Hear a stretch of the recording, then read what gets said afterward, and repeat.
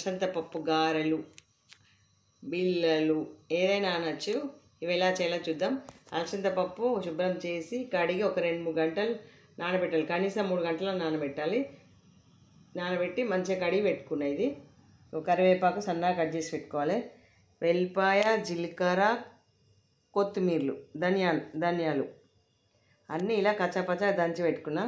దీనికి ఉప్పు కారం అవసరం ఉంటుంది. ఇంకా నువ్వులు కూడా మంచిగా చెరిగి పెట్టుకున్నా. పిండి జల్లించి పెట్టుకున్నా.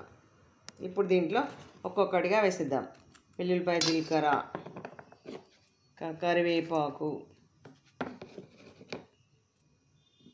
నువ్వులు, కడిగి పెట్టుకున్న అలసంద పప్పు. మేమైతే 4 గ్లాసుల పిండికి 1 గ్లాసు అలసంద పప్పు పోసుకుంటాం. మేము అందరు ఎలా చేసుకుంటారో కానీ మేమైతే ఇలా చేసుకుంటాం. ఇప్పుడు ఇవన్నీ మంచిగా కలిపేయాలి. ఉప్పు కారం కూడా వేసేయాలి. ఉప్పు కారం కూడా వేసి ఇవంతా మంచిగా మిక్స్ చేసి టేస్ట్ చూసి ఉప్పు కారం సరిపోయిందో లేదా టేస్ట్ చూసి మళ్ళీ వాటర్ పోసి మంచిగా కలపాలి. ఇప్పుడు ఇదంతా మనం మిక్స్ చేద్దాం. చూసారా, ఇలా చక్కగా కలిపేయాలి. మనం ఏం చేసినాం, పిండి జల్లడబెట్టినాం, అలసంద పప్పు నానబెట్టింది పోసినాం, ఉప్పు కారము, వెల్లుల్లిపాయ కచ్చపచ్చ దంతింది వేసినాం, నువ్వులు, కరివేపాకు అన్నీ వేసి ఇలా పొడి పిండిలోనే ఇదంతా చక్కగా మిక్స్ అయ్యేటట్టు కలిపేయాలి. కలిపేసిన తర్వాత దీనికి ఈ టేస్ట్ చూడాలి. ఉప్పు ఏమైనా అవసరం పడుతుందా లేదా అనేది. సరిపోయేటట్టు అనిపిస్తే, నాకైతే సరిపోయింది. ఇప్పుడు సరిపోయేటట్టు అనిపిస్తే ఇలా చల్లటి నీళ్ళే పోయచ్చు. చల్లటి నీళ్ళు పోసి ఇలా కలిపేసేయాలి. చక్కగా ముద్ద వచ్చేటట్టు కలిపేసి చిన్న చిన్న ముద్దలుగా చేసి పెట్టుకొని ఆయిల్లో ఫ్రై చేసుకోవాలి. గారెలు పండగ కోసం చేసుకుంటారు కదా, అలసంద పప్పు గారెలు. ఇప్పుడు మనం ఇంకా కొన్ని వాటర్ పోసి కలిపేద్దాం. చూసిరా, ఇలా కలిపెట్టుకున్న తర్వాత మనకు కావాల్సిన సైజులో ఇలా ఉండలు చేసి పెట్టుకోవాలి.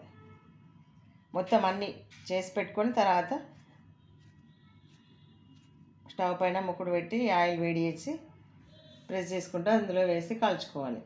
అంతే. చూసారు, ఇలా అన్ని ముద్దలు మనకు కావాల్సిన సైజులో చేసి పెట్టుకోవాలి. చేసి పెట్టుకొని ఇప్పుడు గారెలు చేసుకోవాలి.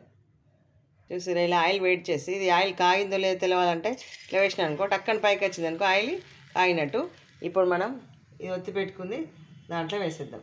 చూసారా, ఇలా కవరు పెట్టి ఆయిల్ రాసి ఇలా ప్రెస్ తోటి ఇలా ఒత్తేయాలి. ఒత్తేస్తే ఇలా వస్తుంది. ఇలాంటి మందపాటి కవర్ పెట్టుకుంటేనే మంచిగా వస్తుంది. చూసిరా, ఎలా వచ్చింది. దీన్ని హోల్ చేసి దీన్ని చేతికి తీసుకొని దీంట్లో ఆయిల్లో వేసి ఇలా ఎర్రగా వేయించుకోవాలి. చూసిరా, ఎంత బాగా వచ్చిందో. ఇలా ఇంత మాత్రం వచ్చిన తర్వాత తీసేయాలి. అంతే. చూసిరా, ఫైనల్గా ఇట్లా కవర్లో పేపర్ వేసి గిన్నెలో ఇలా వేసి పెట్టుకోవాలి. ఆయిల్ ఏమన్నా ఉంటే వెళ్ళిపోతుంది. చూసినా ఎంత బాగుందో. గారెలు అంటాం మేమైతే, బిళ్ళలు అంటారు, ఏదైనా అంటారు. దసరా పండుగకు వేసుకుంటారు అలసంద పప్పు గారెలు. చూస్తే ఎంత బాగుందో. ఇక్కడ చుంచి చూపిస్తాను చూడండి. ఇలా అంటేనే వెళ్ళిపోతుంది. చూసినా ఎంత బాగుందో. ఓకే ఫ్రెండ్స్, ఈ వీడియో కనుక నచ్చినట్టయితే లైక్ చేయండి, షేర్ చేయండి, subscribe my channel. Thank you friends.